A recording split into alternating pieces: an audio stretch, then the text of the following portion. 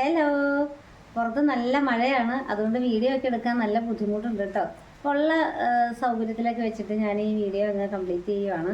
Hair cut ചെയ്തിട്ട് ഒരു hair growth challenge ചെയ്തു തുടങ്ങുകയാണ്. അതിൻ്റെ ഭാഗമായിട്ട് ആദ്യമായിട്ട് ഒരു ഹെയർ കെയർ റൊട്ടീൻ സ്റ്റാർട്ട് ചെയ്യുവാണ് കേട്ടോ. അപ്പോൾ എനിക്കൊരു ഹെയർ കെയർ റൊട്ടീനുണ്ട്. അത് വളരെ സിമ്പിളായിട്ടുള്ള റൊട്ടീനുകളാണ്. ഇടയ്ക്ക് ഞാൻ ഭയങ്കരമായിട്ട് മുടിയൊക്കെ കൊഴിയുമ്പോൾ മുടി കൊഴിച്ചിൽ മാറാനായിട്ടും അതുപോലെ തന്നെ തലമുടി നല്ല രീതിയിൽ വളരാനും ഒക്കെ ആയിട്ടൊരു ഹെയർ പാക്കോ അല്ലെങ്കിൽ ഹെയർ ക്രീമോ ഒക്കെ ഉണ്ടാക്കി തേക്കാറുണ്ട് കേട്ടോ. അപ്പോൾ അതിനെനിക്ക് നല്ല റിസൾട്ടാണ് കിട്ടാറ്. അപ്പോൾ ഇതൊരു ഹെയർ ഗ്രോത്ത് ചലഞ്ച് ആയതുകൊണ്ട് എന്താ പറയുക, ഭയങ്കര കമ്മിറ്റഡ് ആയിട്ട് അത് ചെയ്യാമെന്നാണ് വിചാരിക്കുന്നത് കേട്ടോ.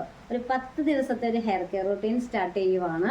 അപ്പോൾ മെയ് 20 മുതൽ, ഈ മെയ് മാസം 20-ാം തീയതി മുതൽ ഈ മാസം അവസാനം വരെയാണ് കേട്ടോ. അപ്പോൾ ഈ ഹെയർ ഗ്രോത്ത് ചലഞ്ചിൽ പങ്കെടുക്കാൻ താല്പര്യമുള്ളവർക്ക് ഇത് ചെയ്യാം. അപ്പോൾ ഒരു സന്തോഷ വാർത്തയുണ്ട്, എനിക്ക് 1000 സബ്സ്ക്രൈബേഴ്സ് ആയിട്ടുണ്ട് കേട്ടോ. അപ്പോൾ അതിന് എൻ്റെ കൂടെ നിന്ന് എല്ലാവർക്കും സപ്പോർട്ട് ചെയ്ത എല്ലാവർക്കും ഞാൻ നന്ദി പറയുന്നു. ഈ 1000 പേര് എന്ന് പറയുന്നത് എൻ്റെ കുടുംബാംഗങ്ങൾ തന്നെയാവണം കേട്ടോ. എൻ്റെ നന്മ ആഗ്രഹിക്കുന്നവരാണല്ലോ എൻ്റെ കുടുംബാംഗങ്ങൾ. ഇടയ്ക്കിടയ്ക്ക് തലമുടിയുടെ അറ്റം ഇങ്ങനെ ട്രിം ചെയ്ത് കൊടുക്കുന്നത് തലമുടി കൂടുതൽ വളരുന്നതായിട്ടാണ് കേട്ടോ എനിക്ക് തോന്നിയിട്ടുള്ളത്. പെട്ടെന്ന് ഒരു ഗ്രോത്ത് കിട്ടും. അതുപോലെ തലമുടിയൊക്കെ നല്ല രീതിയിൽ കൊഴിയുകയാണെന്നുണ്ടെങ്കിൽ പെട്ടെന്ന് മുടി കൊഴിച്ചിൽ മാറ്റാനായിട്ടും തലമുടി നല്ല രീതിയിൽ വളരാനും ഒക്കെ ആയിട്ടുള്ള ഹെയർ പാക്കുകളൊക്കെ ഉണ്ട്. അത് ഞാൻ ഈ 10 ദിവസത്തെ ഹെയർ കെയർ റൊട്ടീനിൽ ഉൾപ്പെടുത്തിയിട്ടുണ്ട് കേട്ടോ. ഇതുവരെ ബ്യൂട്ടി പാർലറിൽ പോയി തലമുടി വെട്ടിയിട്ടുള്ളത് ഞാൻ ആകെ 2 തവണ മാത്രമാണ്. കൂടുതലും വീട്ടിൽ തന്നെ തനിയാണ് തലമുടിയുടെ അറ്റം വെട്ടിക്കൊടുക്കാറ്. അപ്പോൾ തലമുടിയിൽ അധികം എണ്ണമയമൊന്നുമില്ലാതെ ജടക്കെട്ടൊക്കെ നല്ല രീതിയിൽ മാറ്റിയിട്ട് 2 സെക്ഷനായിട്ട് തിരിച്ച് കഴുത്തിന് ഇരുവശത്തൂടെയും മുന്നോട്ട് എടുക്കാം. എന്നിട്ട് അതിലൊരു സെക്ഷൻ നമ്മുടെ ചെവിയുടെ മധ്യഭാഗത്ത് വെച്ചിട്ട് ഇതുപോലെ ഉയർത്തി നന്നായിട്ട് ചീവി ഒരു ബുഷിട്ട് മുറുക്കി കെട്ടണം കേട്ടോ. ബുഷ് ബണ്ണെന്നൊക്കെ പറയും. അങ്ങനെ അത് മുറുക്കി നല്ല ലൂസൊന്നും ആവാതെ നന്നായിട്ട് മുറുക്കി കെട്ടി പിന്നെയും അതിന് ജടക്കെട്ടൊന്നും ഇല്ലയെന്ന് ഉറപ്പ് വരുത്തി നല്ല രീതിയിൽ തന്നെ ചീവിയെടുത്ത് അതിൻ്റെ അറ്റം നമുക്ക് എവിടെയാണോ വെട്ടിക്കളയേണ്ടത് അതിന് മുന്നേ ആയിട്ട് അറ്റത്തും കൂടെ ഒരു ബുഷിട്ട് വെക്കാം കേട്ടോ. ഇനി ഈ മുടിയുടെ തുമ്പൊന്നും നമ്മൾ നോക്കിയാൽ നമുക്ക് മനസ്സിലാവും കേട്ടോ.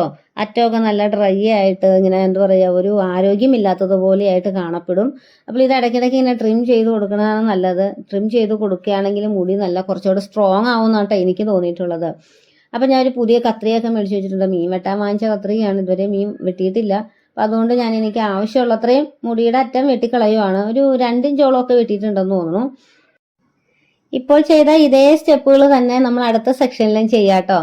അപ്പോൾ ഇത് രണ്ടും കൂടെ 2 സ്റ്റെപ്പ് ഒന്നും ആയല്ലോ. ഇനി അതിനുശേഷം ഒരു സ്റ്റെപ്പ് കൂടെ ഉണ്ട്. അപ്പോൾ വീഡിയോ സ്കിപ്പ് ചെയ്യരുത്, പൂർണ്ണമായിട്ടും കാണണം. അപ്പോൾ ഞാൻ എൻ്റെ റൈറ്റ് സൈഡിലെയും തലമുടി ഇതുപോലെ ചെവിയുടെ ഇടയ്ക്കയിലിട്ടു. അതുപോലെ താഴോട്ട് ചീകി എടുത്തതിന് ശേഷം താഴത്ത് കൊണ്ടുവന്ന് ബുഷിട്ടു. അതിനുശേഷം വെട്ടിക്കളഞ്ഞു കേട്ടോ. വെട്ടിക്കളഞ്ഞപ്പോൾ കണ്ടോ, ഒരിത്തിരിയും കൂടെ ലെവൽ ചെയ്യാനുണ്ടായിരുന്നു. അതും കൂടെ ഞാൻ ലെവൽ ചെയ്തു. ഞാൻ വെട്ടിയ മുടി എടുത്തിട്ട് വെട്ടി മാറ്റിയ മുടിയുടെ പാർട്ട് എടുത്തിട്ട് അതേ ലെങ്ത് അനുസരിച്ചിട്ടാണ് കേട്ടോ വെട്ടിയെടുത്തത്. അപ്പം നമ്മൾ എങ്ങനെയൊക്കെ വെട്ടിയാലും കുറച്ചൊരു ലെവൽ വ്യത്യാസം കാണും. അതൊന്ന് കറക്റ്റ് ചെയ്യാൻ വേണ്ടിയിട്ടാണ് കേട്ടോ ഈ 3ാമത്തെ സ്റ്റെപ്പ്. അതിനുവേണ്ടി തലമുടി മുഴുവനും പുറകിലോട്ടിട്ട് കടക്കിലൊരു ബുഷ് ഇട്ടതിന് ശേഷം ജടക്കെട്ടൊന്നും ഇല്ലാന്ന് ഉറപ്പ് വരുത്തി ചീകി എടുത്ത് താഴത്തെ അറ്റത്തും കൂടെ ഒരു ബുഷിട്ട് ടൈറ്റ് ചെയ്ത് കെട്ടുക കേട്ടോ. നന്നായിട്ട് ടൈറ്റ് ചെയ്ത് വേണം കെട്ടാൻ. വലിച്ച് മുടിയുടെ തുമ്പൊന്നും പൊട്ടിച്ച് കളയരുത്. എന്നിട്ട് അത് മുന്നിലോട്ടിട്ടിട്ട് അറ്റം ഇങ്ങനെ ട്രിം ചെയ്ത് കൊടുത്താൽ മതി. ഇത് ഇത്ര ലെങ്ത്തിലൊന്നും കട്ട് ചെയ്യണ്ട, നമ്മൾ ജസ്റ്റ് ഒന്ന് ട്രിം ചെയ്ത് കൊടുത്താൽ മതി കേട്ടോ. അപ്പോൾ ഇങ്ങനെ മുടിയൊക്കെ വെട്ടുന്ന സമയത്ത് ഒന്നുകിൽ നമ്മൾ കുറച്ച് ഓയിലൊക്കെ തേച്ച് കൊടുക്കണം, അല്ലെങ്കിൽ വാഷ് ചെയ്ത് കളയണം. അപ്പോൾ മുടിക്കൊരു മയമൊക്കെ കിട്ടാൻ വേണ്ടിയിട്ടാണ്. അപ്പോൾ പെട്ടെന്ന് നമ്മളൊരു ചെടി കട്ട് ചെയ്താലും അതിന് കുറച്ച് വെള്ളമൊക്കെ ഒഴിക്കുന്നത് നല്ലതല്ലേ എന്ന് പറഞ്ഞ പോലെ തന്നെയാണ് കേട്ടോ. അപ്പോൾ ഇങ്ങനെ ചീകി നോക്കുമ്പോൾ ലെവൽ വ്യത്യാസം ഉള്ളതുപോലെയൊക്കെ തോന്നും. പക്ഷെ അത് ആ ഡ്രസ്സിൻ്റെ ഒരു കളർ കൊണ്ട് തോന്നണ കേട്ടോ. കണ്ടോ, ലോങ് വ്യൂവിൽ നോക്കിക്കേ കുറച്ച് ഡാർക്കായിട്ട് കിടക്കുമ്പോൾ വലിയ ലെവൽ വ്യത്യാസമൊന്നുമില്ല. അപ്പം എൻ്റെ മുടി എപ്പോഴും ഇങ്ങനെ തന്നെയൊക്കെ കിടക്കുള്ളൂ കേട്ടോ. ഇനിയിപ്പോൾ ഞാൻ എൻ്റെ ഹെയർ കെയർ റൂട്ടിൻ്റെ 1ാമത്തെ ദിവസമായ ഇന്ന് നല്ലൊരു ഡീപ്പ് ഹെയർ ഓയിലിങ്ങും നല്ലൊരു ഹെയർ വാഷിങ്ങും ചെയ്യുവാണ് കേട്ടോ. അപ്പം ഞാൻ പറഞ്ഞില്ലേ ഇന്നിവിടെ നല്ല മഴയാണെന്ന്. അപ്പോൾ ഈ മഴയത്ത് തന്നെ ഞാൻ ചെയ്യുവാണ്. അപ്പം എനിക്ക് ആവശ്യമുള്ള ഓയിൽ ഞാൻ എടുത്തു. ഇത് ചെറുതായിട്ട് ചൂടാക്കിയ ഹെയർ ഓയിലാണ് കേട്ടോ. ഇതിലോട്ട് ഞാനൊരു വൈറ്റമിൻ എയുടെ ക്യാപ്സ്യൂൾ പൊട്ടിച്ചൊഴിച്ച് അതും കൂടെ നന്നായിട്ട് മിക്സ് ചെയ്തതിന് ശേഷം എൻ്റെ വിരൽ തുമ്പ് കൊണ്ടാണ് കേട്ടോ ഇത് കൂടുതലും മസാജ് ചെയ്ത് കൊടുക്കുന്നത്. നല്ല രീതിക്ക് ഇത് സ്കാൽപ്പിലും തലമുടിയിലും ഒക്കെ ഞാൻ പുരട്ടി കൊടുക്കുന്നുണ്ട് കേട്ടോ. ഈ മുടിയുടെ അറ്റം വെട്ടി നന്നായിട്ട് ഇതൊന്ന് ജടക്കെട്ടൊക്കെ മാറ്റിയിട്ടപ്പോൾ തന്നെ നമ്മുടെ മുടിക്ക് കുറച്ചൊരു ഹെൽത്ത് കൂടിയതായിട്ട് നമുക്ക് ഫീൽ ചെയ്യും. പുറത്ത് നല്ല മഴയാണെന്ന് ഞാൻ പറഞ്ഞല്ലോ. സാഹചര്യങ്ങളൊക്കെ മാറിക്കൊണ്ടിരിക്കുക, കാലങ്ങളും കാലാവസ്ഥകളും മാറിയേക്കാം. പക്ഷെ നമ്മുടെ മനസ്സിൽ നിശ്ചയദാർഢ്യം ഉണ്ടല്ലോ, അത് എന്ത് വന്നാലും നമ്മൾ ഇന്നിത് ചെയ്തേ പറ്റൂ. അപ്പോൾ മഴ വരുമ്പോൾ ചിലർ വിചാരിക്കും, അയ്യോ മഴയല്ലേ, ഇന്ന് താളിയോ അല്ലെങ്കിൽ എണ്ണയോ ഒക്കെ തേച്ച് കുളിച്ചിട്ടുണ്ടെങ്കിൽ നീർപ്പിടുത്തമൊക്കെ ഉണ്ടാവുമല്ലോ എന്ന് വിചാരിക്കും. അപ്പോൾ ആ മാറുന്ന കാലാവസ്ഥയ്ക്കും സാഹചര്യത്തിനും നമ്മൾ പ്രതികൂലമായിട്ട് അതിനെ നേരിടാനായിട്ട് നമ്മൾ എന്തെങ്കിലും ഒരു പോംവഴി കൂടെ കാണണം കേട്ടോ.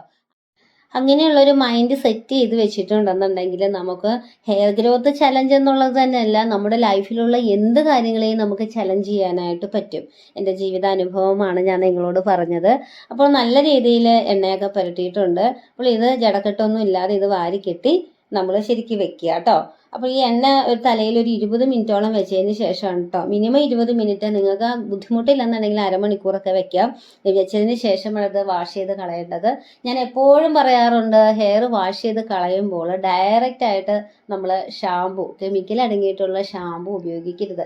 ഇനി ആയുർവേദിക് ഷാമ്പു ആണ് എന്ന് പറഞ്ഞാൽ പോലും അതിനകത്തും കെമിക്കലുകളൊക്കെ ഉണ്ടാവും. ഇല്ലാതെ ഒന്നും ഒരു ഷാമ്പും ഇതുപോലെ വിപണിയിലേക്ക് നമുക്ക് കൊണ്ടുവരാനായിട്ട് പറ്റില്ല. അപ്പോൾ അതുകൊണ്ട് നമുക്ക് നാച്ചുറൽ ആയിട്ടുള്ള ഷാമ്പു ഉണ്ടാക്കിയെടുക്കാൻ വേണ്ടിയിട്ട് എപ്പോഴും ബെസ്റ്റ് ആയിട്ടുള്ള 2 ഐറ്റം എന്ന് പറയുന്നത് കറ്റാർവാഴയും ചെമ്പരത്തിയും തന്നെയാണ് കേട്ടോ. ചെമ്പരത്തി പൂവോ ഇലയോ എടുക്കാം, അതിനകത്തൊരു തണ്ട് കറ്റാർവാഴയും കൂടെ ചേർത്താൽ മതി. ഒരു തണ്ടല്ല, ഒരു ചെറിയ കഷ്ണം ഇട്ടാൽ മതി കേട്ടോ.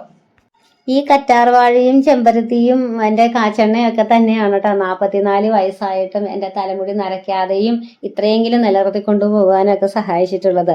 കറ്റാർവാഴ എടുക്കുമ്പോഴേ വീതിയുള്ള ഭാഗം നമുക്ക് അടുത്ത ദിവസം ജെല്ലെടുക്കാനൊക്കെ ആയിട്ട് മാറ്റി വെച്ചിട്ട് അതിൻ്റെ അറ്റവും ഈ ചെമ്പരത്തിയിലൊക്കെ കൂടെ മിക്സിയുടെ ജാറിൽ അടിച്ചെടുത്തതിന് ശേഷം ഇതുപോലെ 2 അരിപ്പ് ഉപയോഗിച്ച് അരിച്ചെടുക്കണം കേട്ടോ. അപ്പോൾ ഒട്ടും തരിതരി ഉണ്ടാവില്ല.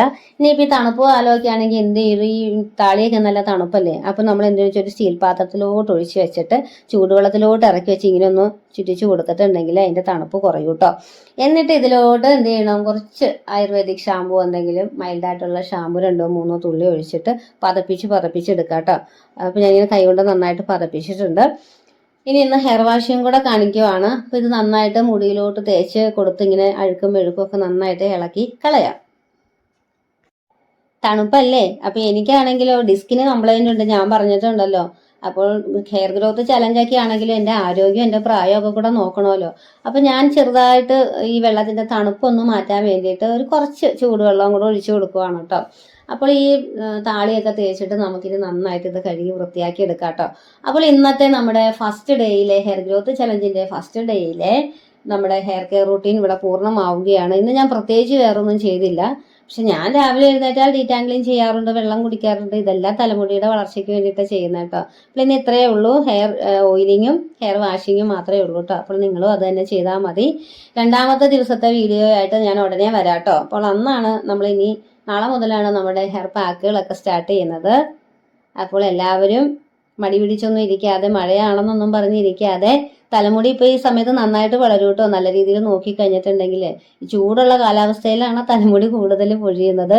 ഈ മഴക്കാലത്തും മഞ്ഞുകാലത്തും ഒക്കെയാണ് തലമുടി കൂടുതൽ വളരുന്നത്. അപ്പോൾ തലമുടിയൊക്കെ കഴുകിയെടുത്തു. ഇന്നത്തെ വീഡിയോ ഇഷ്ടമായെങ്കിൽ എല്ലാവരും ലൈക്ക് ചെയ്യണം. ചാനൽ സബ്സ്ക്രൈബ് ചെയ്യാതെയാണ് കാണുന്നത് എങ്കിൽ സബ്സ്ക്രൈബ് ചെയ്യണം.